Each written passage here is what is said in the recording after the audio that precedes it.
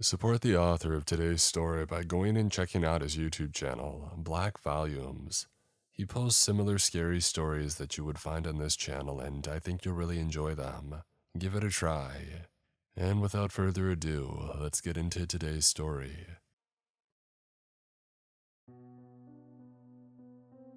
There are rules when it comes to time travel. Follow them, don't follow them, I don't really care at the end of the day. Sorry to be callous, but that's just the way I feel. And I certainly don't experience much in the way of feelings at all. Not anymore. Not since I lost Tommy. Not since I saw the embodiment or non-embodiment of that cosmic horror known only as the glassy-eyed man. I'm a shell of myself, and I spend most days wondering why I still cling to life at all. It all started when I traveled back in time. I'll give you this one warning. Don't ever try to change the past. But you won't listen, will you? That's okay. I wouldn't listen either. I'd probably still do it all again, and probably still try if I had the sanity or means to do so. Should you come into possession of the means to time travel, which you very well may if you use the boomerang, then you will want to take precautions.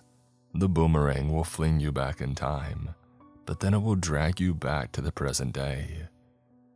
You have a window of opportunity, and that is a wondrous thing, but there are dangers to fiddling with the very fabric of reality.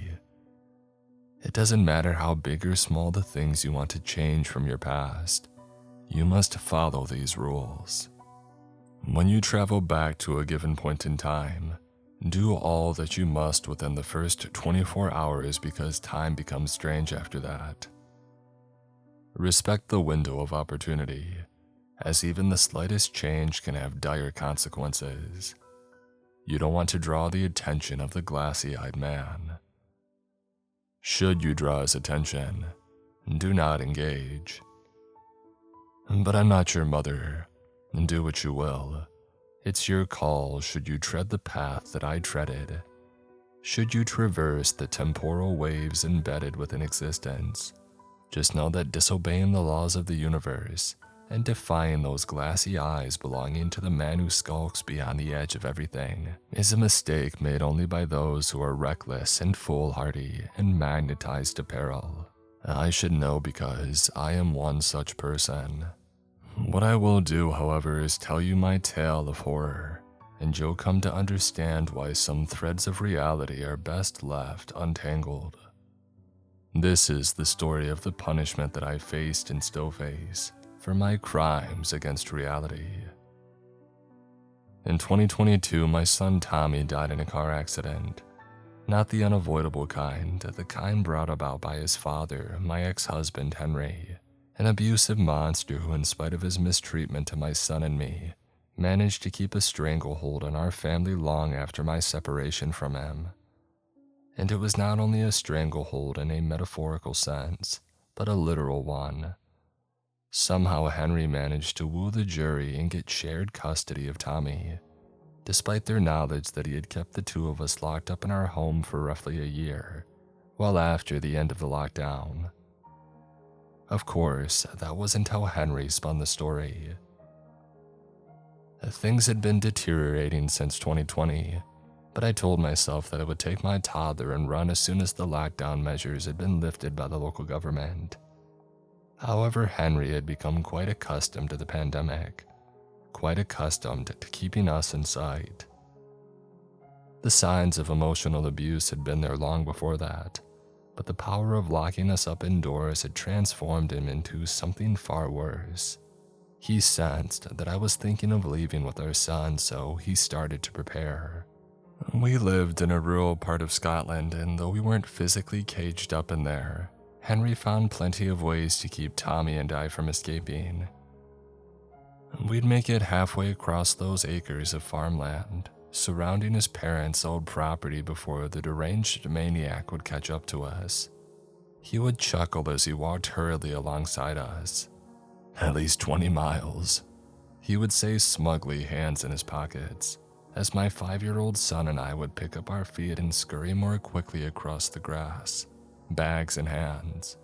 And that's how far you'll have to walk through fields, mountains, and forests before you reach the nearest town. You haven't got a phone, haven't got a car, haven't got food, haven't got water. How long will you last? He was right. Henry fed us, Henry gave us water, Henry made sure that we didn't have the means to escape, but he never locked the doors, never physically restrained us. He simply controlled our means of survival. The kitchen was kept under lock and key. I wouldn't be allowed in there to cook unless under his supervision. The car keys were who knows where. My phone was locked up. There wasn't a sharp object or blunt instrument on hand that could overpower him, and I never found the set of keys for the various locked rooms in our house, which would have undoubtedly provided some means of getting in the car or the food pantry, so as to give Tommy and I a chance out on the road. 10 miles, that was the furthest that we ever got. Tommy was only tiny and his legs couldn't carry him far before the hunger and thirst became too much. Maybe we could have made it the rest of the way through the wilderness. I certainly could have. But the thought of my boy dying of thirst or starvation in land without clean water or any food beyond a handle of pruny berries was too terrifying. I always ended up turning back. Always ended up taking Tommy back to Henry, and the boy's father would welcome us with smug arms. He would feed the boy and give him something to drink, but I would often be starved for a day or two to help me think about what I had done. Anyhow, I would watch the news on TV and see the rest of the world returning to normal. But things stayed the same for my son and me, as our husband imposed a lockdown of his own upon us. A police officer finally knocked on the door in early 2022 to do a welfare check on Tommy, as it had been reported that teachers were concerned about him continuing to do online lessons.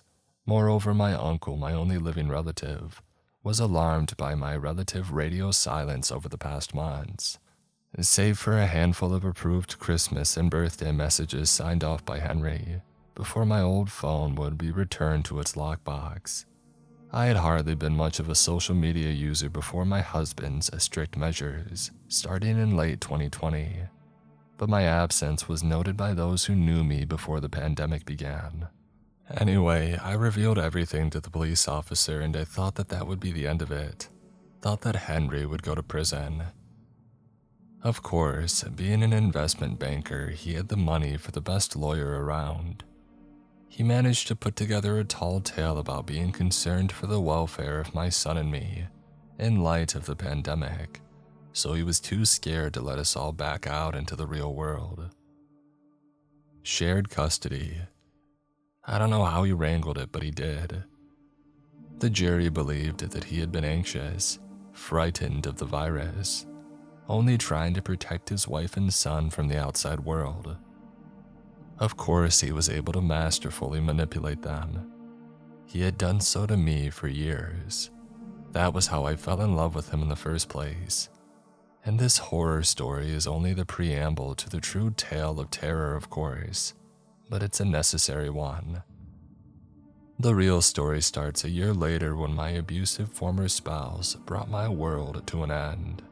In a drunken stupor while driving Tommy home at the end of a weekend stay, Henry careened off a country road and plowed his car directly into an oak tree.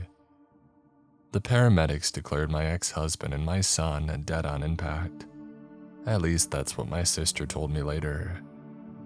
I was so distraught and mentally undone by the ordeal that I hardly registered anything told to me for many days and weeks. But that isn't the horror story that you're waiting to hear, is it? A tale of a terrifying and abusive husband. A tale of a nightmarish manslaughter. A tale of a grieving mother.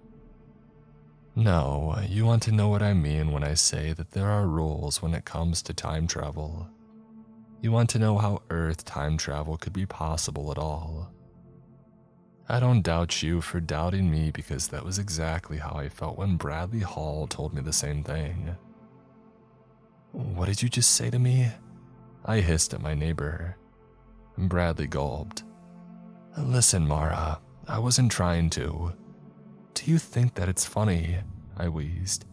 Do you think that joking around about such a thing is going to put a smile on my face? I'm not joking, Bradley insisted, holding his hands up defensively. He looked frightened that I might lamp him with my balled-up fist, and he was right to be frightened of that. Mara, you've known me for 10 years. Tell me you know that I'd never be so cruel. And tell me that you know I'm serious. You see it in my eyes, I know you do. I did, but what he had just claimed was impossible.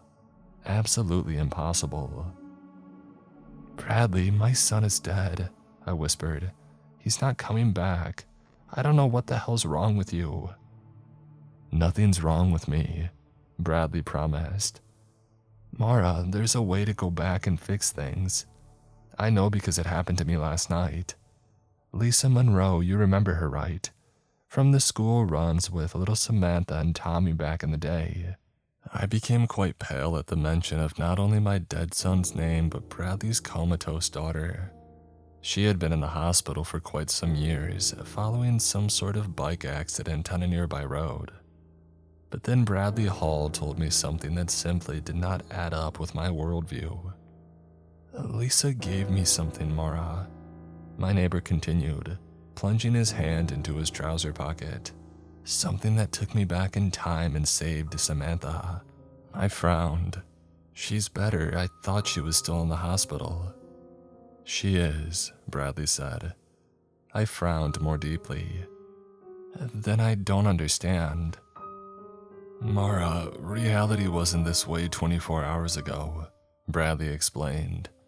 Not for me. My Samantha died during that bike accident 3 years ago. But then I went back and saved her. Well, as best as I could. The car still hit her. The universe works in strange ways like that. But she didn't die. She ended up in that comatose state. I nodded slowly, thinking that my dear old neighbor had lost his mind. Perhaps the grief of seeing his daughter in a vegetative, near brain-dead state had been compounded by the death of Tommy. Whatever the case, it seemed insensitive. To suggest that such science fiction nonsense could be true was absolutely deplorable as far as I was concerned. But out of respect for Samantha and Bradley, I held my tongue. It took all of my will, as I've been quite loose-tongued as of late. Grief is my excuse, but maybe I'm just unleashing my true self. I have to make myself some dinner now, Bradley, I whispered, nodding towards the front door from my house and heading across the road. I'm starting to eat properly just as you've been nagging me for. I know you don't believe me, Bradley interrupted, finally producing a small stone-like object from his pocket. But take a look at this first, will you? And then I found myself doing the inexplicable. Rather than yelling at the man for his insanity and his insensitivity at such a trying time for me, I actually gave him the time of day. It wasn't a courtesy this time, but a deep and compelling urge. I was entirely transfixed by the little metallic pebble in the man's palm, as if it were speaking to me, calling words at an unheard register. Yet something in my brain or body or soul heard. Whatever I may or may not have believed about my old friend and his ridiculous tale, I was walking back towards the pavement, back towards my neighbor with his outstretched hand and the strange pebble sitting atop his palm. What is it? I asked. It's already told you the answer to that question, Bradley replied gently. I know that you hear it, Mara. Even if you don't fully understand or believe that you do yet. Hear what? I asked. Exactly what I heard when Lisa Monroe gave me the beautiful thing last night, he continued. Hope. Don't talk in riddles to me, Bradley, I sighed. I'm so tired, broken, unwell. I don't have the time for.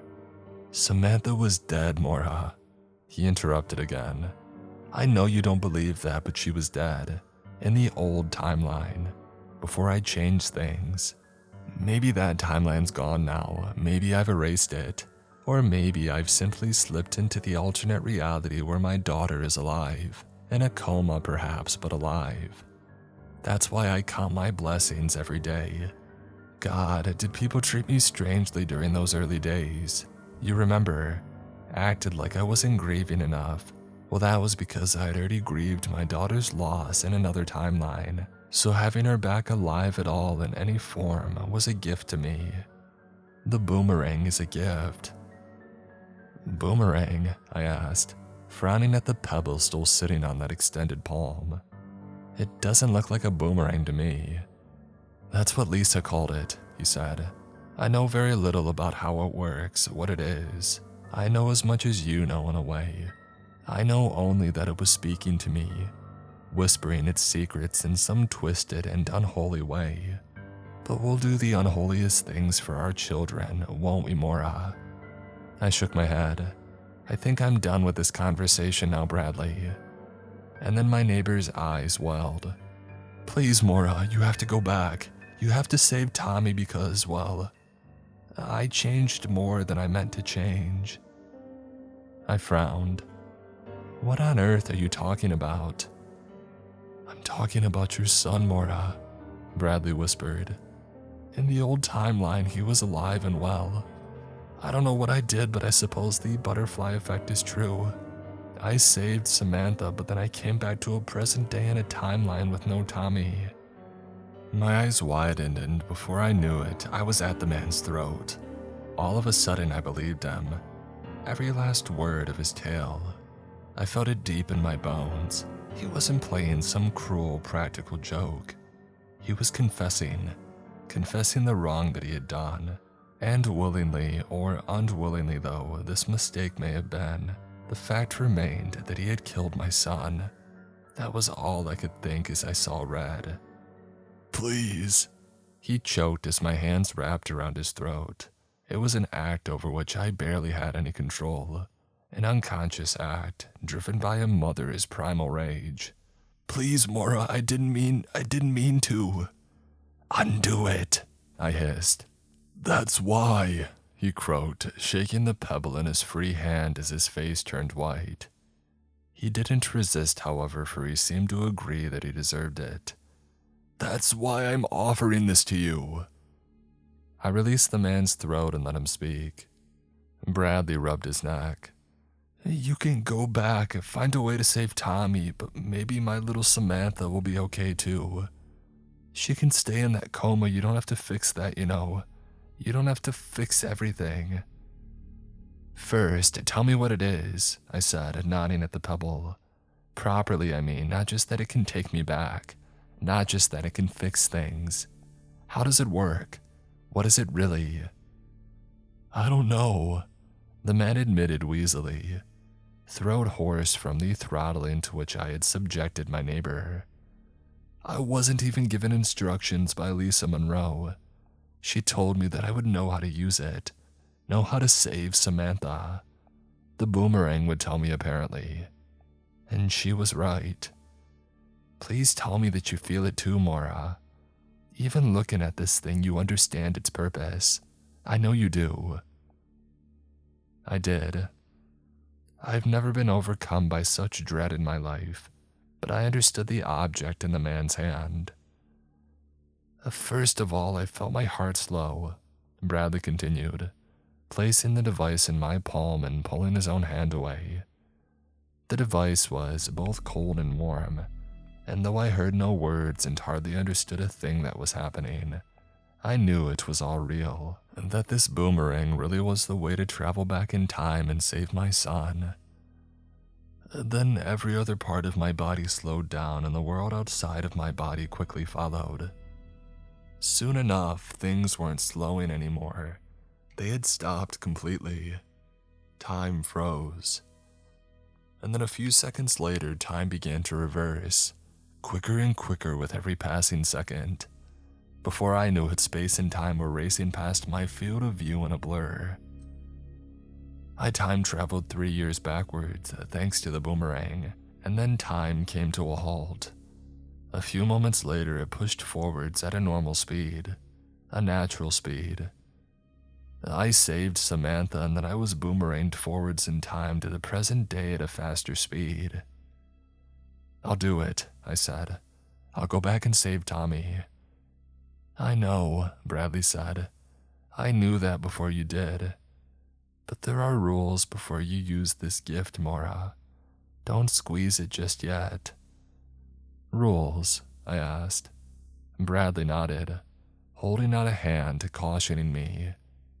I know you're itching to see your son again, to save him just as I had saved Samantha. But I urge you not to make the same mistake as me. I don't want to be responsible for somebody else getting hurt. Do you? I'll do anything for my boy just like you said, I whispered. My neighbor frowned. Well, that was the kind of thinking that I had. The kind of thinking that stole Tommy from this world and caused you to nearly kill me in the street. I would do the same thing, I said, starting to massage the pebble and dance my fingers across it. Bradley could sense that I was moments away from squeezing it and testing my own sanity, testing whether this time boomerang was real or just a figment of our shared hallucination. The rules, my neighbor hurriedly said. Pay attention, Mora. Firstly, you have 24 hours before time starts to become noticeably faster. When you use this device, you'll always be boomeranging back to the present day, so be quick with whatever you plan to do. Secondly, keep your goal narrow, as hungering for more will only land you in a heap of trouble. Lisa Monroe is a frail and lonely woman these days, isn't she? Her children don't speak to her. She wouldn't speak about it, but I know she pushed things too far with the boomerang. That's why she wanted to get rid of it. I can only imagine what her old timeline was like before she meddled with the past. Can only imagine what horror she endured if she no longer wants to use it at all. But that won't stop you, not with your son on the line. Thirdly and lastly, do not ever engage with the glassy-eyed man. I raised a brow. I beg your pardon. You'll know him, when you see it, Bradley explained. He is the final arbiter of all matters in this and every universe. He lies beyond the cracks of reality. He judges those who meddle too greatly with the rightful order and occurrence of things. I don't know how I know those things. Maybe the boomerang spoke the truth to me. Maybe the glassy-eyed man spoke the truth to me. Either way, I escaped that shadowy figure by a hair's breadth. And I'll tell you this, you'll never be the same after seeing him. And I'm sure all would be far worse if he were to ever get a hold of you. I was entirely baffled by this man's new addition to a story already too ludicrous to be believed. This time I didn't take a single word of Bradley's explanation seriously. The boomerang told me nothing of a man with glassy eyes, a shadowy entity from another plane of existence. It told me only of the utopia that awaited me once I was reunited with my son. I realized now that the boomerang was goading me. It wanted me to travel back in time for some nefarious reason. The idea of it being sentient at all is one that still haunts me, and if you're hoping for answers from the rest of my story, you'll be sorely disappointed. I only have a tale of terror to tell. An account of the awfulness that befell me when I finally squeezed the boomerang. And it was as Bradley Hall had promised it would be. There came a physical and psychological nightmare like no other from my life up until that point. I felt the very makeup of my body begin to grind to a halt, as if I had waded into some dense sludge, as if quicksand itself were gobbling up my paralyzed body and sliding me into its gullet. And there was no denying the truth of the story and the purpose of the device, as the environment surrounding me started to grind to a halt too. Before I knew it, the world had paused, time had paused, and then came the part that left me truly nauseated and disoriented. The clock started winding backwards, and I watched as the timeline reversed, watched as my own life reversed and the boomerang flung me back in time. Flung me back a month, as if it had sensed the exact moment in space and time that I was hoping to reach. The day on which Tommy went to his father's house for the weekend. It was Friday afternoon, 48 hours before Henry would get behind the wheel with 3 bottles of whiskey sloshing around in his gut and drive my son Tommy into a tree. There would be no such turn of events this time. I promised that to myself and Tommy, wherever he might be on that day from the past. I would burn the whole world down for that boy. And Bradley Hall berated himself for unwittingly sentencing my child to death by altering time to save his daughter. But the truth was that I would have wittingly and quite gladly done the very same thing, if not worse. I would kill for that boy, and I was willing to do so. I wasn't sure whether such a notion was driven by my grief about Tommy, my anger at Bradley, or some manner of supernatural possession from the boomerang in my clenched fist. Whatever the case, I had done it. I had returned to a point in time at which my son was still alive, and I knew that because of what I could see before me. I was standing on the pavement opposite my driveway where I had been talking with Bradley Hall only moments earlier, or a month in the future, I had to remind myself. And dead ahead, sitting on the living room sofa and playing video games, was my 11-year-old son, Tommy. "Tommy!" I cried out as I ran across the road on that warm spring day and tore across the driveway. My feet barely touched the tarmac or the paving slabs as I gunned for the front door. It flung open in my hand, startling my son from the room adjacent to the hallway. He spun around on his seat, and then came the screen informing him that some Fortnite player had just shot him, bringing his battle royale to a close. "Mom!" Tommy huffed and groaned when he had turned back to the screen to see that he had lost. Had not, in fact, claimed a winner-winner chicken dinner. "You scared the poop out of me and made me lose the game." "Language, Tommy," I cautioned with tears in my eyes and joyous laughter on my lips as I rushed towards my son, who from my perspective had been resurrected. "I said poop." Tommy chuckled as I lunged over the back of the sofa and wrapped my arms around him. Mom, what are you doing? Get off me, weirdo."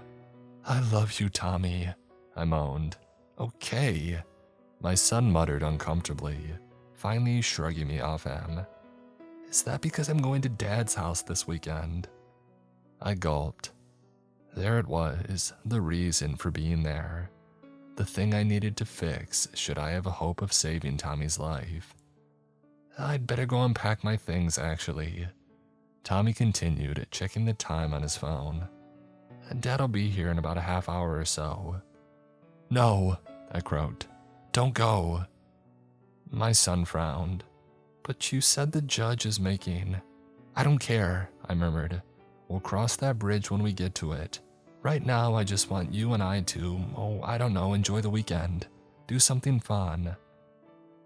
"Mom, I'll only be with him for 2 days," Tommy whispered, eyes looking a little wide and timid, as they often did before he spent the weekend with his father. "Dad doesn't do bad things anymore. He's not good, but he's safe, I promise. 2 days and I'll be home." I hated that. Hated how mature my 11-year-old son sounded. It wasn't right. Henry had forced the child to grow up so quickly during the pandemic. The boy's father had been driven into such a deranged mindset that Tommy quickly learned, as I did, that a sturdy disposition was absolutely essential to survive in that house, to survive Henry. It sickened and still sickens me that the jury did not see what I saw in my ex-husband. They were swept off their feet by that charming demon in much the same way as I had been. So before Henry had a chance to woo any other gullible persons who might hand over my baby to him, I walked around to the front of the sofa, took Tommy's hand, and guided him up to his feet. "Pack your things, Tommy," I said. My son frowned. "Mom, it's okay." "It's not okay," I said in a fractured, croaky tone, eyeing my son with a wild gaze that seemed to get through to him, seemed to communicate that something very bad was about to happen, should we linger for too long. We had to get out of that house before my ex-husband's car pulled onto the driveway. for Tommy would die if he were to go on that weekend visit to his father's house. Okay, my son hoarsely replied, brilliant mind seeming to read through the lines, and then he scurried out of the living room and up the stairs. I followed him upstairs with labored breath, winded from anxiety more than physical exertion, and I dashed into my room. Clothes and toiletries flew into a suitcase, and the two of us were back on the landing within 60 seconds. "Mom, are we going to be all right?" Tommy asked meekly, clutching his own little rucksack with whitening knuckles. I gulped and nodded, tears in my eyes. "We are now, Tommy." The two of us rushed down the stairs, across the hallway, and through the front door. My arms ached from carrying my bulky suitcase in both arms, but I felt powered onwards by the glad sight of an empty residential street ahead. Henry's Ford Focus was not trundling down the road towards our driveway. We had time to get away. "It's just for the weekend," I promised, but I knew that it was a lie. Even if I were to successfully change the past and save my son's life, what then? A few weeks or months from then, it would just happen again. Henry would get behind the wheel with too much liquor in his system.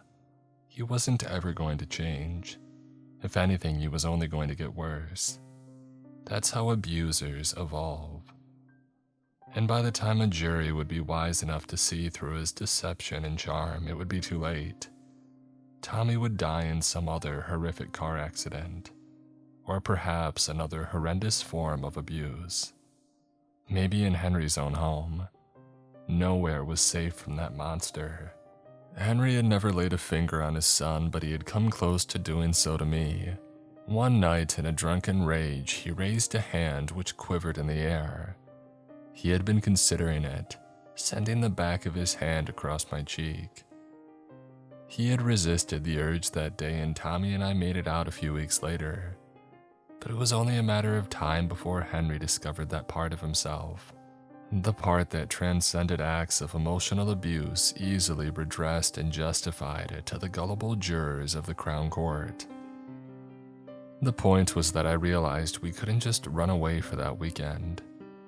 I didn't care about the court-mandated shared custody of our child. I had to save Tommy's life for more than just a handful of days.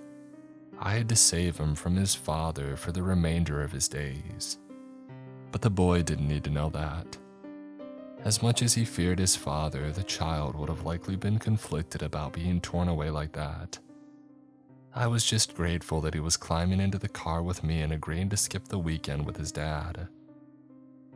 "Where are we going, Mom?" Tommy asked. I shivered as I started the engine.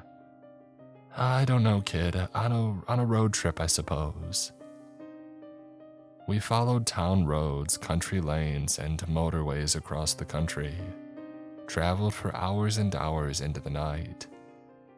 As we drove, I ignored the notifications on my phone, which clung to the inner windscreen above the dashboard. The messages and missed calls from Henry overlaying the Google Maps app, which was displaying no destination at all. It was only open out of habit. Eventually, I searched for nearby Holiday Inns and I selected the closest one. "Shouldn't we answer?" Tommy asked as we pulled into the car park and Henry called for the 13th or 14th time. I shook my head. "No, Tommy, we shouldn't. Your dad isn't safe to be around right now." My son nodded and sniffled. Tommy had been a single-digit age when we last lived with his father, but he remembered how Henry had been when he was angry. In fact, it was harder to remember how the man had been when he wasn't angry, as that was a distant memory from long before the pandemic. Long before lockdown and isolation from the world drove the man to lunacy. Or at least brought out the lunacy that had always been burgeoning just a tad beneath the surface. I sleepwalked through booking the room, taking the key card from the receptionist, and leading my boy up to the second floor with our things. I had sleepwalked through the entire road trip to that town, whose name I could barely remember. I checked Google Maps on my phone, as ridiculous as that sounds, to see where we were. Some town called Heavens. Do you know, I don't remember. It wasn't important. Nothing was important to me but my son. And I'm sure you're all listening with wide ears as I talk about the impossibility of having traveled back in time, thanks to a tiny silver pebble which was sitting in my pocket. But I wasn't thinking about any of that. Cosmic impossibilities of science fiction or supernatural proportions. They pale in comparison to the primitive elation of being reunited with one's own child. It was an indescribable feeling. Once we were locked safely in that hotel room and I felt that I could breathe again, I let the tears flow.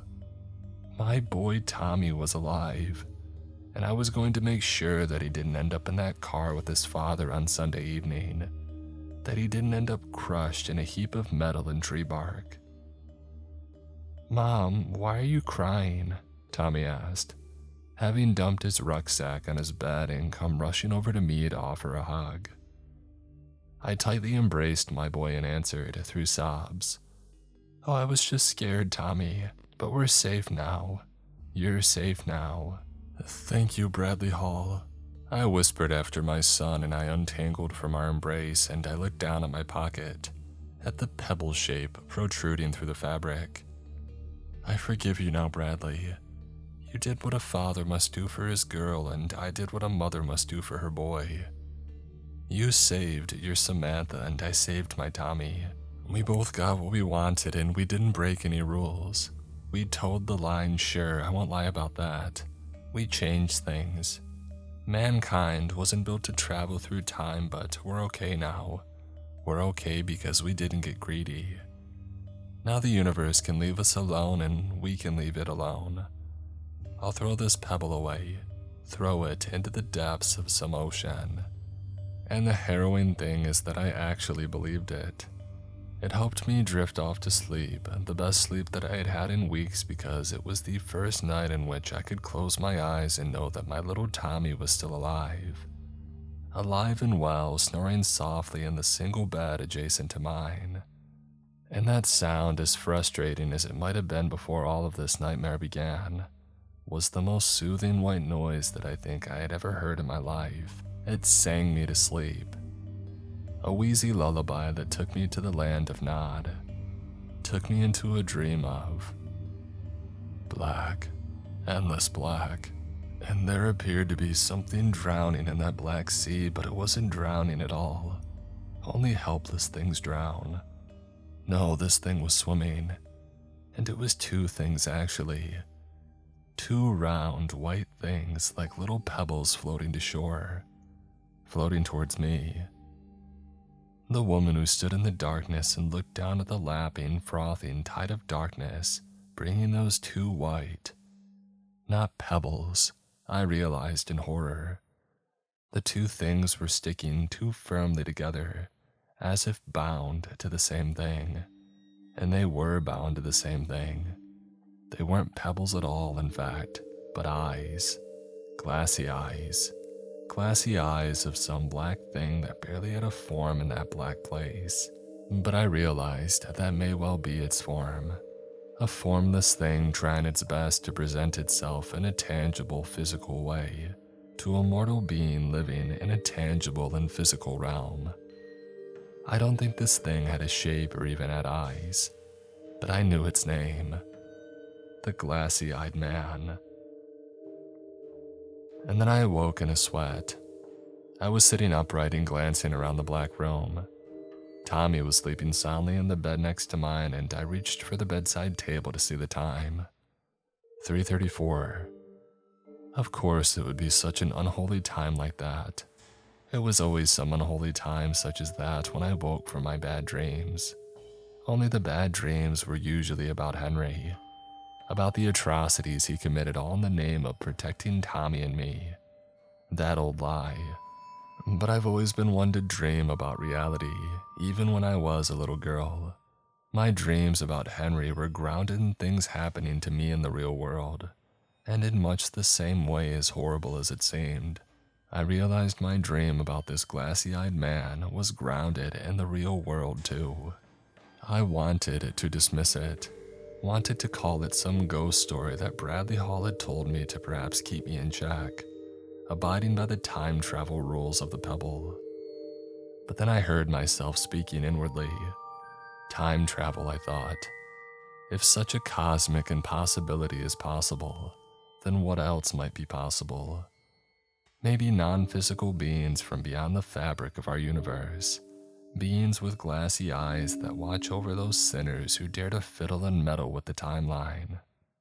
I felt it. Outside the window to our hotel room, there was something watching us. I didn't question how I knew that. I just clambered to my feet and walked over to the window as quietly as possible, tiptoeing so as to not stir Tommy from his deep slumber. Not out of respect for his REM cycle, but because he had always been a curious and stubborn boy, which he inherited from his mother. If he had woken to see me walking over to the window, he would have wanted to know why. He would have wanted to look. And I knew even before I looked that Tommy should not see what I was about to see. I parted the drapes in the middle ever so slightly, just enough to poke one half of my face through the opening and look out at the car park below with one eye. The world outside was black, save for a few lampposts illuminating the small Holiday Inn parking area, consisting of about 40 spaces in 4 rows. And standing on the road at the middle of it all was something revealed boldly and brashly by the artificial light, yet not boldly at all. For this was not a thing that could be revealed. I had already learned as much from my terrible nightmare. It was the glassy-eyed man. He was standing, a silhouetted figure with 2 blazing white pinpricks on what may have been his face, and he was looking up at our 2nd floor hotel room window. Looking at me if he could look at all, if he had eyes at all. As I say, it was the strangest thing, and that's the most pleasant way in which to put it. The truth is that I've only ever been more terrified when recalling that moment, because the greatest horror is that the man is near impossible to remember. It's as if my brain has scrubbed whatever it knew of the glassy-eyed man's appearance from my brain. There had to be more to him than a silhouette and white eyes. There had to be. Maybe if so, his appearance had to be scrubbed from my memory bank to save my very sanity, to save my very soul. I put a hand to my mouth and stumbled back from the curtains, letting them pull shut. And as I backed towards my bed on knocking knees, trying desperately to tread carefully so as to not wake Tommy, I felt a strange sickness come over me. It was a peculiar thing to feel so scared by a figure standing still at night. After all, I could have convinced myself that the lamppost might not have been that bright, or might not have been clearly revealing those slightly darker patches of the car park, meaning a perfectly ordinary man had been reduced to a quite formidable and frightening-looking stranger in the dark. If that line of thinking hadn't worked, I could have even convinced myself that I hadn't woken from my nightmare, that it was all still a dream. But no line of reasoning would have worked because I felt it in my gut. Felt those glassy eyes looking into my soul long before I even opened the curtains. Just as I felt that glassy-eyed man was the most dangerous and unstoppable force that I had ever beheld. Far more frighteningly powerful than the boomerang knocking about in my pocket of my trousers, which were lying across the armchair to one side of the room. This was a being so terrifying that even while standing still he seemed to pursue. And that was because he wasn't really standing still at all. He was in all places at all times. I truly believe that, and I still do. Even now, long after everything has come to pass, I still feel him watching me, still feel those glassy pinpricks observing from the dark. If he were so willing, the glassy-eyed man could well have appeared at the foot of my bed in that hotel room. But that didn't stop me from tucking myself back under my duvet and holding it up to my chin. As if that would do a thing to save me, to save my boy. I looked across to Tommy and said a prayer in my head, prayed to that deity or universal arbiter, I'm sorry, I thought. Whatever I've done to interfere with your plan, I'm sorry. But don't punish him, please don't punish him. He's only a boy. He's my boy, and I would do anything for him. I would face any punishment. Take me instead. I know that's an obvious thing to offer, but take me, please, I beg you. I prayed that the glassy-eyed man would show mercy for altering the events of the past. After all, he had gifted Bradley Hall with Samantha's life. Yes, she remained in a comatose state at our local hospital, but she was alive. He was alive. It was me who had been punished for Bradley's insolence. And that was when I was overcome by rage. Why was the glassy-eyed man watching me? Why was he threatening and cautioning me with those eyes? Tommy was never supposed to die. I growled inwardly as I lay awake in that bed, while the minutes ticked by and dawn approached. He died only because Bradley changed the past. I'm just fixing his mess. I'm just putting things back to how they were supposed to be. He did wrong, not me. Punish him. I felt a little disgusted with myself for thinking such a thing, but then I realized it wouldn't matter anyway, none of it. The glassy-eyed man was the thing that would prove the ultimate decider. I doubted he had a moral compass. He simply swore allegiance to the universe, to the preservation of reality and its fundamentals. He wasn't trying to punish me, he didn't care about who was to blame for this untethering of the timeline. So yes, Bradley Hall had unraveled the rightful course of events and killed my son, by saving his daughter. But I was only unraveling the timeline further by traveling back and making my own amendments. For all I knew, I was killing somebody else's. Or maybe simply killing a little butterfly somewhere else in the world. That's how people talk about the effect, isn't it? Every little thing matters, I'm sure. That was how the cosmic entity saw it. It wasn't how I saw it, but I knew it was how everything seemed from the eyes of that unfeeling thing. That unfeeling and unthinkably powerful thing. And perhaps it was right, for it was a far higher being than me. I mean, what do I know? I'm just an ape. But this ape wanted only to save its child. Forget about the universe. Mom! I woke up to Tommy shaking me by the shoulders, sunlight pouring through the window. It was noon according to my phone. The two of us had slept in, which surprised me at first, to be exact. I was surprised that I had fallen asleep at all. I had been kept so rigidly upright in my bed, duvet to my chin, by the fear of that entity emerging from the black in our room. Its white eyes would lap against my shore, brought by that dark wave that I had seen in my dream. But at some point it seemed I had finally drifted off to sleep. Perhaps around dawn, and in that sense it made perfect sense that I was waking up at noon. It made less for Tommy, as the lazy boy must have slept for half a day at that point, but regardless, I was on alert. I hadn't wanted to hang around in one place for that long. My head felt heavy. Time felt heavy. Everything felt different from the day before. When you travel back to a given point in time, do all that you must within the first 24 hours because time becomes strange after that. The first rule rang in my head, and that's when it all made sense. I was boomeranging. Time had rapidly raced a month backwards to get me to that point in space and time. And now time was starting to pull forwards at a quickening pace. But it was okay. I had done what I needed to do. I had saved Tommy and I was done. But are you done? I wondered. You're still on the run. This wasn't part of the plan. You were meant to get him away from his father for the weekend and then be done with it. Let the natural course of events unfold. You're still fiddling, meddling, changing things. But changing what? Came the contrarian voice in my head. This is a new timeline now. I'm just doing what I always should have done. Getting Tommy well away from his dad.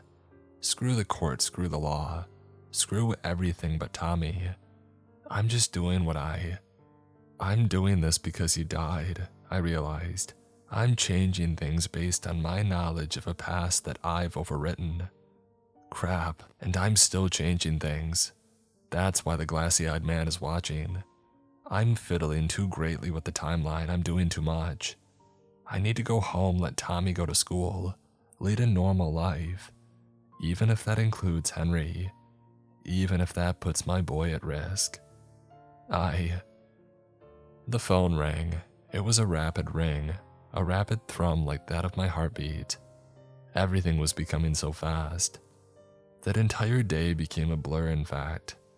I was faintly cognizant of Tommy saying things at 1,000,000 miles per hour. Faintly cognizant of the 137 missed calls and 27 unread texts from Henry. I had been deleting the messages one by one without bothering to read them. Well, it was less that I wasn't bothering and more that I didn't want them to bother me. But in the blur of speeding up time, I read one. One notification that stood out over the others and pained my heart sharply. If you won't do it the court's way, we'll have to do it my way again.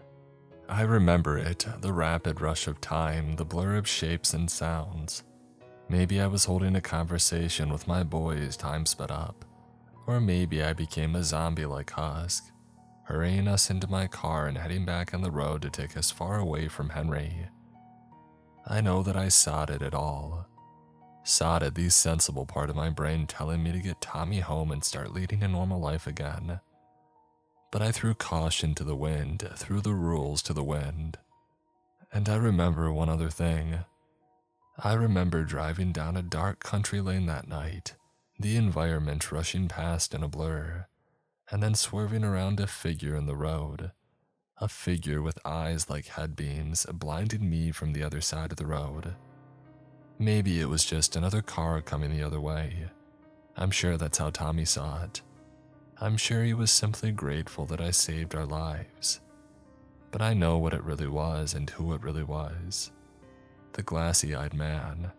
He was watching and he was getting closer because I was trying too hard to fight the will of the universe. I needed to let things be as Bradley had with Samantha. The universe had granted him his daughter's life, though she had ended up in a comatose state.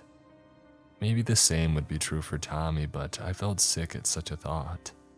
Sick at the idea of leaving his fate up to some higher power. Sick at the idea of relinquishing control to something greater than me. I knew the glassy-eyed man was trying to reach and punish me for meddling with the timeline, just as Bradley warned, but I didn't care. My head throbbed as we swerved past him, but I didn't care about that either. Tommy's voice jabbered at a speed far too quick to untangle, words far too high-pitched and sped up to discern. All I thought was that I needed to get us far, far away from that thing in the road. The road and the world and Tommy's questions about where we were heading next on our flee across the country. All those many facets of reality started to blur together and become deafening noise and blinding color. And then reality's mad dash forward in time became too quick to follow it all. When I re-entered the present day, I felt light, felt that the boomerang had let go of me, had released me from its time-traveling clutch. I was normal again, the world was normal again. These were the lies that I told myself as I smiled, teary-eyed, at the young boys sitting on the bed opposite from mine. There we were in another hiding place, another hotel room, another day of a long month on the run. But we were safe and we were alive. He was safe, he was alive, and that was all I truly cared about. But the new timeline was worse than I could have imagined. You see, as much as I told myself and my son that we were running from Henry, only I knew the truth, that we were running from something far greater and far more terrifying. Something with a purpose that would not be denied. Not by a mother, no matter how strong her will. And worst of all, we were running from something that could not be outrun. And these were the facts that came rushing back into my brain as it caught up to the past month of the new timeline. The 4 weeks through which I had rushed at an unbelievable speed, and assumedly acted normally, made the decisions that Mara would usually make, thought the things that Mara would usually think. It was a time travel hangover in a sense. I was just picking through the fog and haze of the night before to remember what had happened. Only it wasn't a single night that I was trying to remember. It was an entire month. And it wasn't a hangover that pounded through my every waking thought. It was a nightmare during which I had defied the very laws of the universe. Firstly, I remembered that we were on the run, as we had been for those past 4 weeks. We hadn't returned home because Henry would find us. We had been living out of hotels and even my compact, insufficient Fiat 500 on a few occasions. Family and friends had been trying to contact me every single day. I had missed calls and messages from more than just Henry, as people were worried about where I had gone. Some were worried that Henry had done something to me. Nearly all of them knew that he was to blame in some way. They just didn't know how. They knew that was why I'd run, and that was enough. But as that last, hazy month returned to my memories, I recalled there was more than that. I had to take out cash and start paying for small, family-run bed and breakfasts that way, as the police were looking out for my name at hotels.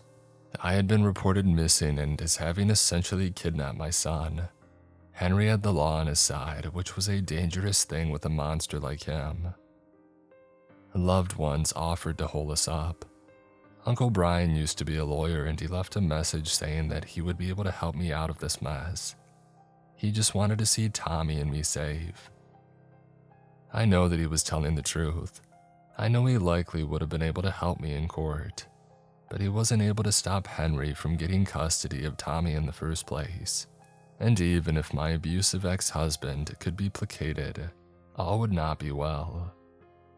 I was constantly on the move because I was afraid that, should I stand still for too long in any one place, I would come face to face with the glassy-eyed man, that monster seeking to punish me for altering time itself. My memory of the new timeline was fuzzy and it felt as if somebody else had been living it. I know that it was me racing through time thanks to the boomerang and living those days, making those decisions, thinking those thoughts. It all just feels like somewhat of a dream. It's impossible to explain and I really wouldn't want any of you to understand. I'm just hoping my story is sufficient to deter you from ever getting your hands on a boomerang and trying to change your past too. You see, it may seem as if I had it all. I saved Tommy, kept him alive in the present. But that day I made it back and started to experience time again is the day that the nightmare came to its hellish conclusion. One night in yet another hotel room, my son and I both woke to the sound of shouting and yelling and hollering coming from outside the window. This time, we were on the ground floor of what was a rather titchy bed and breakfast with a rather titchy car park outside. I didn't feel as safe, didn't feel as sheltered from the outside. And with Tommy sitting upright in his own bed, shivering in the dark, I felt even more vulnerable. "Go back to bed, Tommy," I pleaded as a man yelled outside. "Please just..." "That's him, isn't it?" Tommy whimpered, eyes teary. "Mom, I told you that we should just go to the police. I told you that running from him was only going to make it worse. And now he's going to hurt us. Or worse, take me away from you." "There's worse than even that, Tommy," I thought, heart thumping as I climbed out of bed. Something worse than Henry. Something that won't just take you away from me, but take you away from the world itself. I didn't say any of that aloud. Didn't have the strength to say any of it aloud. I walked over to the window and drew the curtains again. This time, as I had feared and Tommy had already distinguished from the familiar voice, it wasn't the glassy-eyed man. It was indeed Henry, and he was screaming, "Mora, Tommy!" And then his voice lessened a little and he cleared his throat. "I love you both, okay? I'm not angry. I don't care what you've seen online or in the news, I'm not angry. I don't blame you for going crazy. I just want you to get the help you need. Now come out here and come home with me. You and Tommy, come on. We need to go." I whispered to my son and I smiled a little as I saw him already starting to pack his bag. "He's going to send you to prison," Tommy blubbered. I shook my head, packing my own bag in the dark. I didn't want to turn on a light as Henry would have immediately known which room we were staying in. He likely wants to get the court to send me to a psychiatric hospital, Tommy. That's where he always wanted to send me back when we all lived together. Remember? He wanted everybody to think that I was the crazy one. A hospital, my son repeated breathlessly, slipping his rucksack onto his back. That doesn't sound any better. I wheeled my suitcase away from the bed, grabbed my son's hand, and nodded at the hotel room door. Come on, baby, let's go. I ushered Tommy out of the room and down the corridor towards the fire exit that the owner had pointed out on the ground floor when we had first arrived. But then came the thump of the front doors to the tiny bed and breakfast swinging open, and I turned to look down the long corridor at the reception area of the 2-floor family business on a quiet residential street. There, standing in the reception with balled fists, was my furious ex-husband. Mora! Henry screamed at the top of his lungs from the other end of the corridor, and then he began to scream incoherently, descending into one of his rages, one of his black spells. Only this was blacker than any I had seen before. Gripped by terror, I suddenly realized I wasn't going to be sent to the psychiatric hospital. I was going to be sent to the grave if my unhinged ex-husband caught up to us. Run! I yelled at Tommy, dropping my suitcase to the carpet. The two of us darted to the fire exit and pushed it open together, and then we made it down the side of the building and beelining for my car parked next to the main road of that sleepy village. But Henry was too quick. Too horribly, impossibly quick. He reached up to the two of us before I managed to get the car door open and slammed into me. I screamed out in pain, hand and wrist crumpling against the metal bodywork of my car. There came cracking bones with the screams, and multiple bones fractured in my hand, wrist, and arm. But I didn't notice any of that at the time. I was too busy turning to face my attacker and ensuring that he was far from my boy. My beautiful, brilliant boy who didn't want to be far from his monstrous father, didn't want to leave me to fend for myself. Leave her alone! Screamed my 10-year-old son as he charged at Henry. The boy wailed at his father's side, lamping him with limp, boyish fists that weren't tough enough to even leave a dent in the 6-foot-tall brute. And all that happened next happened in a flash too quick for me to stop. I managed only to cry out, "Wait!" as Henry turned away from me and towards his boy. The man had a fogginess in his eyes that made me wonder for a haunting moment if it were really him at all. I think about it all the time, in fact. Think about how his eyes had glazed over. The memory changes every time that I reflect upon it, but there have been times when I've been absolutely certain, and I was certain at the time too. Certain that the white pinpricks of the glassy-eyed man were sitting in the skull of my abusive ex-husband. No, I whispered. A BMW was hurtling down the village's main road at a too rapid pace. It was 11 o'clock on a Monday evening. The streets were otherwise devoid of life in that nothing ever happens here village. But of course there was a car on that road at that moment. As Henry, puppeteered by a horrifying entity from beyond the bounds of the universe itself, yelled primally and pushed our son out into the main road. The BMW's brakes squealed, but it was fruitless. The boy went under the wheels and the vehicle lurched upwards as it rolled over him. I remember very little from the black fog which followed. A grief thicker and heavier than the one that I endured the first time Tommy had died. Not just because I witnessed it with my own eyes, but because it happened in such a horrific way, and because I had been powerless to stop it. I remember vaguely attempting to squeeze the boomerang while screeching in torment, but the device didn't take me back in time. Not even when I squeezed hard enough to leave black and blue bruising on my palm. My first memory after it all was this psychiatric hospital, which is now my home. It was many weeks later by this point, and I had been practically catatonic during that time. Of course, I had found my way here, The irony of ending up where Henry had wanted me to go isn't lost on me. He, of course, is rotting in prison for murdering our son. Whether he did so of his own volition or under the influence of that creature with glassy eyes, I do not know, and I do not want to know. The boomerang is gone, Henry's gone, Tommy's gone, and I feel as I've lost more than I did the first time because I'm not just a shell this time. I'm a shell possessed and haunted by that glassy-eyed man from beyond the bounds of the universe. He keeps watch over me, even after I let the boomerang drop to the floor of the hospital many days ago now. It was taken away by some business person visiting their relative. It's gone now. Why won't the creature leave me alone?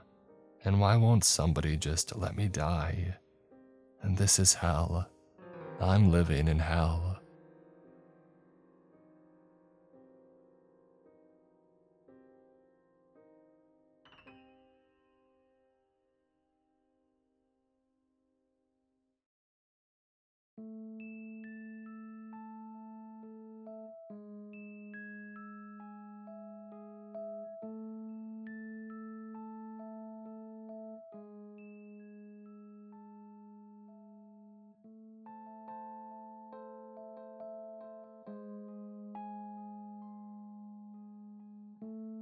Susan Corndaggy, Ray, Nelson Asada, Dice, Creamy and Me, Gasher, Dalamagara, That One Woodsman, Sonic, GMT, Leon Knott, Takio Zarilla, Mina Lynn Kidder, SWAT, Damon McCory, Mark Norman, yours truly, Dino, Lunas TV, Wayward Son, Deus Ex Nihilo, Big Country Allen, Pamela Shockley, Sleepy Shroomy, Caleb Windsor, Kathy McGuire, Page Martin, Richard Friends, Shrimple the Shrimp,